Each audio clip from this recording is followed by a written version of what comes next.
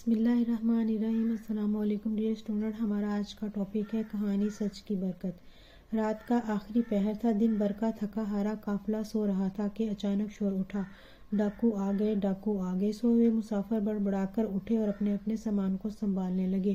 ڈاکوؤں نے لوٹ مار مچا رکھی تھی، ایک ایک کی تلاشی لے رہے تھے، لوگوں کی جیبیں ٹٹول رہے تھے، جو کچھ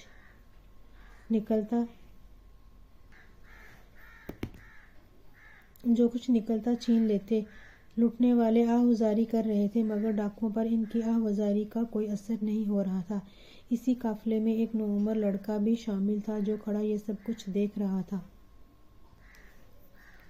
اور بالکل بھی پریشان نظر نہیں آ رہا تھا۔ اور ایک ڈاکو اس کے پاس آیا اور پوچھنے لگا، لڑکے تیرے پاس کیا ہے؟ 40 اشرفیاں، لڑکے نے جواب دیا۔ ڈاکو مذاق سمجھ کر آگے بڑھ گیا۔ دوسرا ڈاکو آیا تو لڑکے نے اسے بھی یہی جواب دیا۔ اسی طرح یکے بعد دیگرے 3 ڈاکوؤں نے لڑکے سے یہی جواب پایا۔ جب ڈاکوؤں کے سردار تک یہ بات پہنچی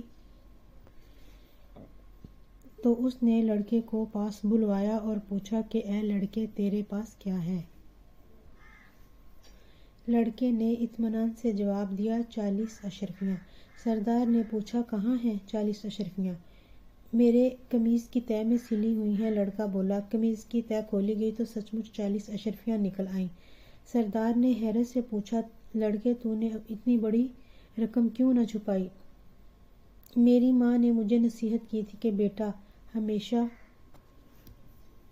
سچ بولنا، میں جھوٹ بول کر گنہگار کیوں بنتا؟ لڑکے نے جواب دیا۔ سردار نے لڑکے کا جواب سنا تو سوچ میں پڑ گیا کہ نوعمر لڑکا ماں کی نصیحت کا اتنا پابند ہے اور میں ایک مدت سے اللہ کے حکم کے خلاف عمل کر رہا ہوں، اللہ کے دربار میں میرا کیا حال ہوگا؟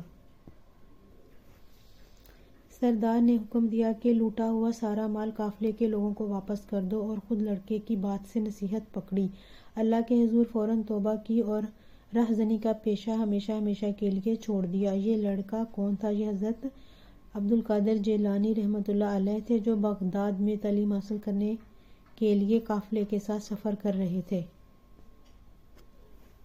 ان کے سچ کی برکت سے پیشہ ورانہ ڈاکوؤں نے نہ صرف توبہ کر لی بلکہ اللہ کے نیک بندے بن گئے۔ نتیجہ سچ ہے کہ سچ میں برکت ہے۔